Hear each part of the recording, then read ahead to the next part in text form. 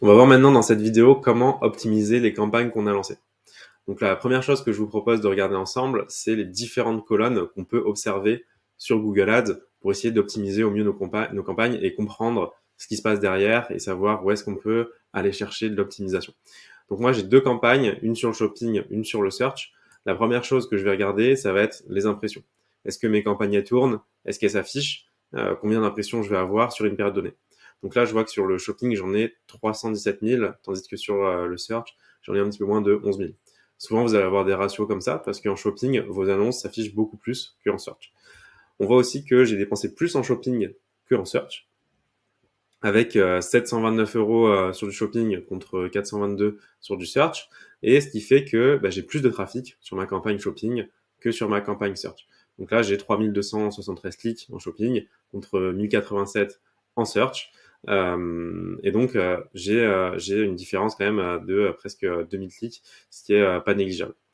Donc, on va regarder un petit peu maintenant les taux de clics. Parce que, effectivement, je me suis affiché 317 000 fois en shopping, mais finalement, j'ai un ratio qui est pas si élevé que ça entre le search et le shopping pour les impressions et les clics. On voit notamment que j'ai un taux de clic de 1% en shopping contre 10% en search. Alors ça, c'est pas étonnant. Souvent en shopping, vous allez énormément vous afficher, vous allez avoir beaucoup d'impressions, mais c'est pas forcément des impressions visibles.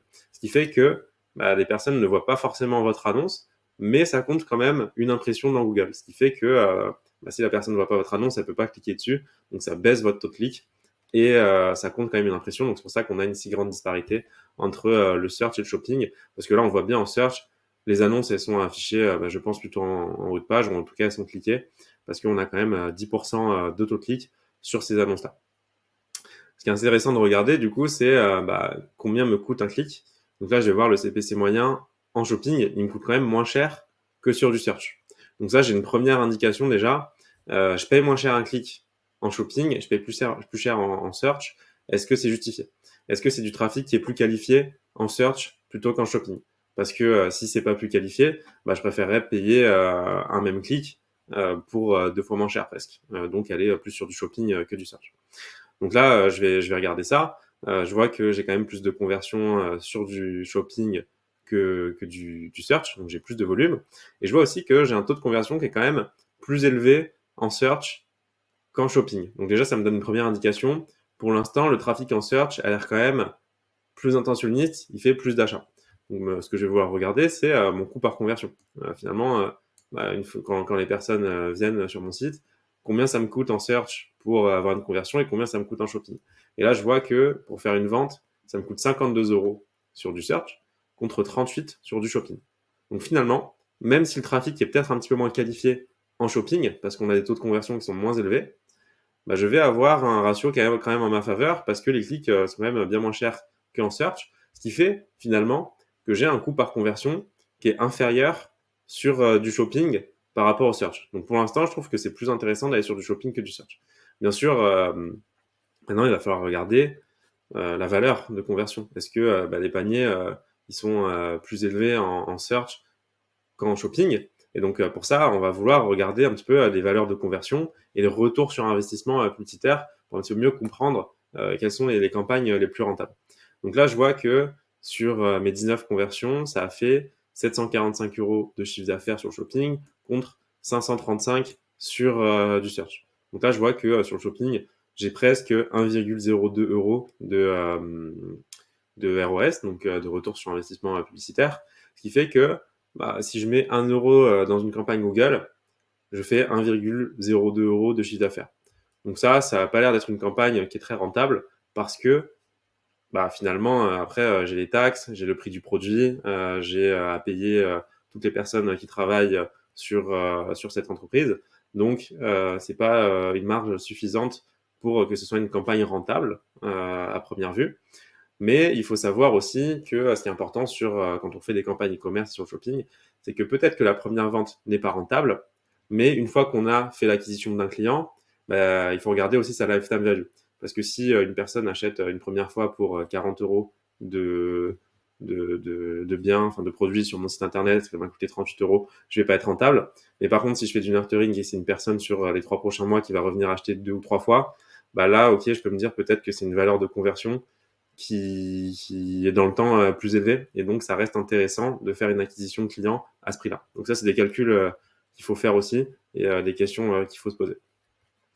Donc ça nous dit quand même que finalement, même si le search, on a une campagne qui coûte plus cher par conversion et qui coûte plus cher par clic, bah, c'est des gens quand même, en moyenne, qui vont avoir des paniers moyens plus élevés. Parce que pour 1 euro que je vais mettre dans cette campagne search, ça va me sortir 1,27 €.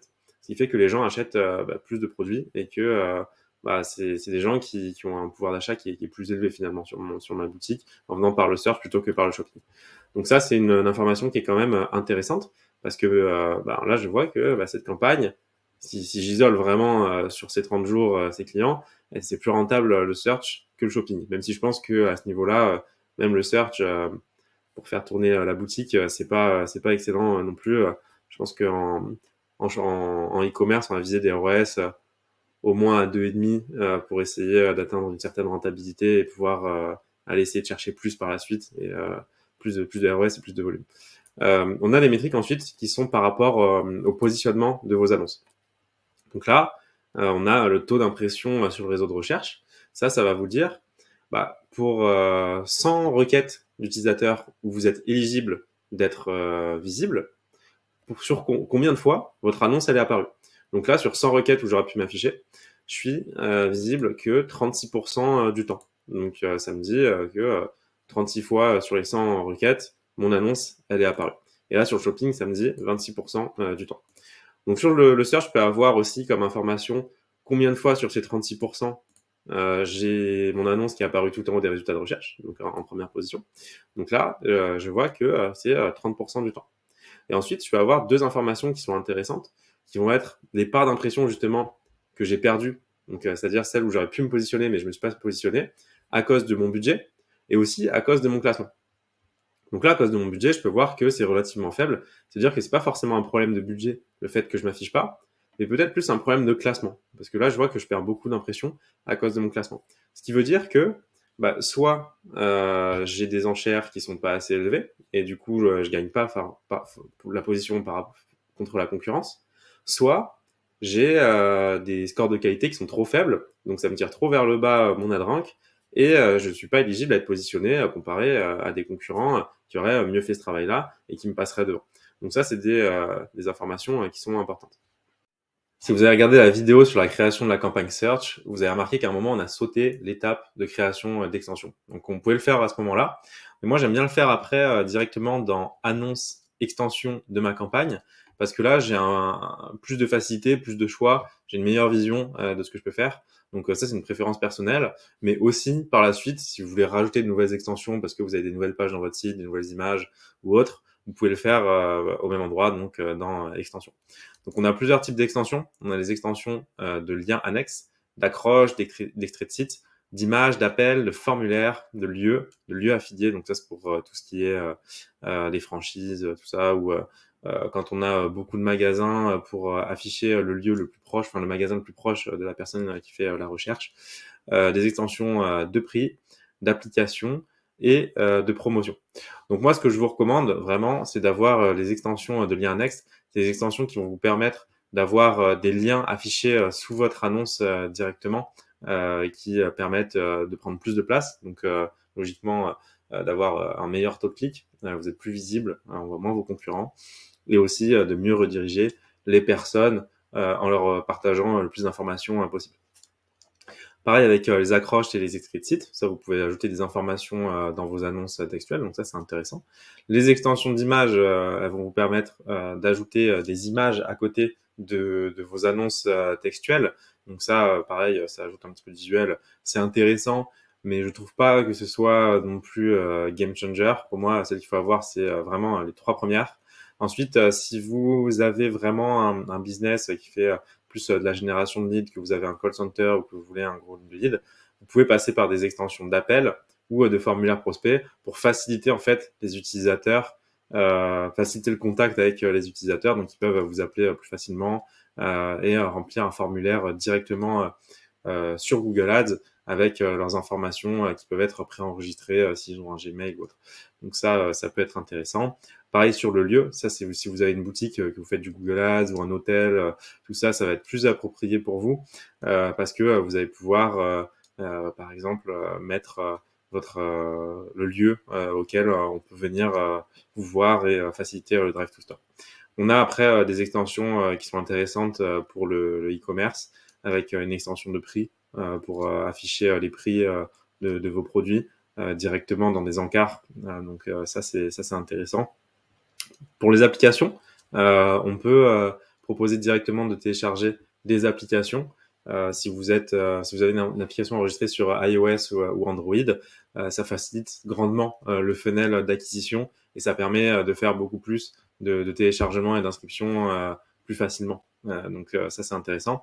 Et enfin vous avez la promotion, pareil, qui est beaucoup utilisée en e-commerce en fonction des différentes périodes de l'année, parce que Google vous propose de choisir. Et vous pouvez dire, par exemple, pour le Black Friday, vous avez une réduction de 50% sur le site, ce qui va vous permettre, moi j'aime bien ça parce que ça permet d'avoir plus de clics et une intention d'achat qui est un peu plus intéressante. Souvent, je vois des taux de conversion qui sont meilleurs quand j'utilise ce type d'extension. Donc, si je récapitule un petit peu, pour moi, celles qui sont vraiment obligatoires, c'est les 3 premières, le lien annexe, l'accroche et l'extrait titre. Après, il faut en rajouter en fonction de ce que vous voulez faire et de votre type de business. Donc, si vous êtes plus du e-commerce, tout ce qui est prix, promotion, ça va être intéressant. Si vous avez une boutique en physique, tout ce qui est autour du lieu en plus, la génération de leads, ça peut être de l'appel, du formulaire pour prospect et rajouter pourquoi pas des images. C'est toujours intéressant. Donc ça, les extensions, c'est vraiment important parce que ça vous permet de compléter votre annonce et d'avoir beaucoup plus d'informations à proposer à l'utilisateur avant même qu'il clique sur votre annonce. Pourquoi c'est nécessaire? L'idée sur Google, c'est pas d'avoir les taux de clic les plus hauts et se dire ah c'est bien, j'ai 20% de taux de clic, ma campagne elle marche super bien, mon annonce elle est vraiment super bien écrite, super bien copyrightée. Franchement, c'est pas une bonne conclusion parce que en fait nous ce qu'on veut sur Google, c'est pas forcément d'avoir le plus de clics et le meilleur taux de clic possible, c'est d'avoir le meilleur taux de clic possible, mais sur une audience qui est vraiment qualifiée pour nous et qui a vraiment une intention derrière d'achat ou de souscription à un service, parce que nous on veut pas payer pour tous les clics, mais on veut payer uniquement pour les clics qui sont intéressants pour nous. Donc c'est pour ça que le fait d'avoir le plus d'informations possible sur vos annonces, ça évite que les gens cliquent sur votre annonce pour aller chercher potentiellement une information sur votre site internet, mais qui va faire en sorte que la personne parte, alors que vous aurez pu la qualifier avant en ajoutant cette information pardon, au préalable. Donc ça, pour moi, c'est important de le faire, et ça peut se faire aussi justement avec ces extensions qui vous permettent d'ajouter tout ce type d'informations. Une fois que vous avez de la donnée sur votre compte et que vous voulez aller encore optimiser vos campagnes pour aller gagner 1 ou 2 points de retour sur investissement publicitaire, vous pouvez le faire en étudiant votre donnée. Donc ça, je vais vous montrer sur Google Ads ce que vous pouvez ajuster comme enchère pour optimiser les coûts par clic et vos rendements. Donc là, quand vous êtes sur le menu principal de Google Ads, vous avez un menu à gauche qui vous permet d'aller dans différentes sections. Donc la première section où on va pouvoir aller, c'est les audiences. Donc ça va nous permettre d'ajuster les enchères en fonction des différentes audiences que l'on a en observation. Donc ça va être de la démographie, ça va être en fonction de segments qu'on aura pu mettre en observation. Je vais vous montrer ça tout de suite. Donc par exemple, là, j'ai des segments d'audience et je peux modifier ces segments d'audience. Donc ça, c'est ce que je vous recommande de faire à chaque fois que vous lancez une campagne. Vous choisissez votre campagne et vous allez pouvoir mettre des audiences en observation. En fait, le fait que ça soit en observation et pas en ciblage, la grosse nuance, c'est que les audiences en observation, vous allez pouvoir récolter de la donnée sur ces dernières sans dire aux campagnes de les cibler uniquement. Donc c'est-à-dire que si je cible les gens qui aiment les voitures, et que je suis en ciblage, mes campagnes vont tourner uniquement aux personnes qui ont un intérêt pour les voitures. Tandis que si je suis en observation pour les gens qui ont un intérêt pour les voitures, je vais récolter de la donnée sur ces personnes de manière segmentée pour mon analyse, mais je vais quand même diffuser à tout le monde. Et donc ça, c'est un gros avantage de Google par rapport à d'autres plateformes publicitaires, c'est que on peut avoir de la donnée sur tout plein de gens en fonction tout plein d'audiences, en fonction de nos campagnes et de notre compte à nous, et on va pouvoir ensuite les réutiliser ces audiences et faire des optimisations avec. Donc par exemple, là, moi je vous conseille d'en mettre plein en fait. Vous n'avez pas forcément besoin de vous limiter. Vous pouvez parcourir, vous pouvez faire des recherches. Ensuite, vous les sélectionnez, vous les mettez en observation et vous enregistrez. Donc ça va vous permettre d'avoir plein d'audiences en observation. Et ce qui va se passer, c'est que ces audiences, au fur et à mesure, elles vont récolter de la donnée. Vous allez pouvoir modifier les colonnes au fur et à mesure et voir, par exemple, est-ce que les gens qui aiment les voitures ont un meilleur coût par conversion que les gens qui aiment les chats. Et en fait, ça, vous allez voir que parfois vous avez des grosses disparités et que vous avez des audiences précises qui réagissent très bien en fait à votre proposition, à votre offre et qui ont des retours sur investissement et des coûts par conversion qui sont beaucoup plus intéressants que le reste. Donc, ce que vous allez pouvoir faire, c'est faire des ajustements d'enchères. On va voir tout de suite comment on fait, par exemple, sur la démographie. Donc ça, c'est pareil, c'est des analyses à mener. Sur la démographie, je peux voir en fonction des campagnes, des ad groups, ce qui convertit plus ou moins bien. Donc, par exemple, là, si je regarde, je vois que les 25-34, ils convertissent mieux que les 35-44 sur la même campagne, parce que ici, j'ai 2 conversions pour 4,89€ la conversion, alors que de l'autre côté, j'en ai pas. Bon, moi, ce que je vous conseille quand même, c'est d'avoir un petit peu de volume avant de faire des analyses statistiques comme ça, sinon ça veut pas dire grand-chose. Mais vous comprenez l'idée, c'est que si on a des coûts par conversion qui sont meilleurs sur un segment, logiquement, on va vouloir optimiser ce segment-là et être un petit peu moins positionné sur ceux où ça marche moins bien, ou les optimiser, c'est possible aussi. Donc par exemple, là, si j'ai les 25-34 ans sur lesquels je souhaite être plus agressif parce que je sais qu'à chaque fois que j'ai un clic dans cette tranche d'âge, j'ai beaucoup plus de taux de conversion. C'est des gens que j'ai vraiment envie de ramener sur mon site internet. Je peux dire à Google, par rapport à l'enchère maximum que tu as fixé, je vais mettre une augmentation de 15%. Ce qui va lui dire, je veux être plus agressif en fait pour ces personnes-là, avoir de meilleures positions, avoir un meilleur ad rank et du coup avoir plus de clics et être mieux affiché aux yeux de ces gens.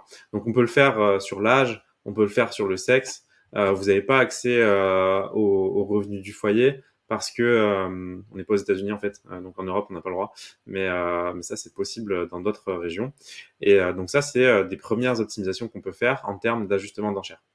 On en a d'autres qui vont être en fonction des mots-clés, enfin des termes de recherche, si on les exclut ou si on les garde. Pareil en fonction des placements, ça on a vu. Donc ça c'est soit noir, soit blanc, soit on garde, soit on exclut. Mais vous avez aussi d'autres possibilités en fonction d'appareils et de calendrier de diffusion. Donc ça je vais vous montrer ça tout de suite. Donc là sur les appareils ça va être le même principe. Est-ce que sur la tablette, le mobile ou l'ordinateur, on a des grosses différences? Alors attention tout de même quand vous regardez tout ce qui est mobile, ordinateur et tablette, c'est qu'il faut prendre en compte les chemins de conversion et l'attribution. En fonction de votre modèle d'attribution et de ce que vous arrivez à traquer comme chemin de conversion, ça va être différent. C'est-à-dire que il se peut que toutes vos conversions elles soient comptabilisées sur ordinateur parce que vous avez un modèle Lastly et des chemins de conversion qui sont difficiles à traquer, alors que en fait la majorité des gens qui vous ont découvert, ils l'ont fait via leur mobile. Donc en fait, ce serait un peu dommage de se dire sur le mobile, je mets moins 90% d'enchères parce que en fait, c'est que des clics qui me rapportent rien, alors que l'ordinateur, c'est là où j'ai toutes mes conversions. Ça peut être dangereux parce que vous n'avez pas forcément la vision sur votre chemin de conversion et peut-être que vous allez vous couper, enfin peut-être que vous allez fermer le robinet en fait et du coup plus avoir de trafic qui va convertir par la suite sur ordinateur. Ça, vous pouvez le regarder dans Google Analytics par exemple, où vous avez la possibilité de regarder les différents modèles d'attribution que vous avez et les chemins de conversion qui sont empruntés par les personnes. Vous pouvez le voir aussi dans Google Ads, dans attribution, mesure attribution. Vous avez aussi ces informations. Donc attention, mais ça peut être des bonnes optimisations. Ça, c'est à ne pas négliger non plus. Il y a des optimisations que j'aime particulièrement aussi, c'est les optimisations en fonction d'un calendrier de diffusion. Moi, j'utilise beaucoup Data Studio pour faire mes analyses et ce que je vois, c'est que en fait, on a des heures dans la journée et des jours dans la semaine ou des semaines dans le mois aussi, des mois dans l'année. Enfin, on peut aller loin comme ça. Mais l'idée, c'est que on peut segmenter et analyser le fait que sur une semaine, bah, peut-être que entre 16h et 18h, c'est là où j'ai 80% de mes conversions et c'est là où je fais toute ma rentabilité, alors que finalement, c'est là où je dépense que 20% de mon budget. Donc ça peut être un premier cas. Donc dans ce cas-là, on va essayer de faire en sorte que ce temps fort, ça reste un temps fort et qu'on soit le plus présent possible parce que c'est là où on arrive à faire les meilleurs retours sur investissement. Donc ça, on peut le faire en faisant des calendriers de diffusion et en ajustant en fait les enchères en fonction de chaque heure, un peu comme on l'a fait pour les appareils, les audiences. Donc ça, c'est une possibilité. Et ça vous permet aussi de potentiellement lisser votre budget. Si vous voyez que vous dépensez tout votre budget et qu'à 18h, vous n'avez plus rien, et que vous voulez potentiellement tester la soirée parce que vous savez que sur vos autres plateformes d'acquisition de trafic, vous avez des conversions le soir, bah, vous pouvez dire à Google, bah, je vais être un peu moins agressif sur toute la journée en mettant moins 20% de 6h du matin à 18h sur les enchères et plus 10% le soir, par exemple. Donc ça, c'est des tests que vous pouvez mener, mais c'est ce qui va vous permettre, en fait, toutes ces combinaisons de tests, toutes ces optimisations, de gagner des points de ROS au fur et à mesure que vous récoltez de la donnée, parce que vous allez être de plus en plus précis et vos campagnes vont être de plus en plus optimisées pour votre cible.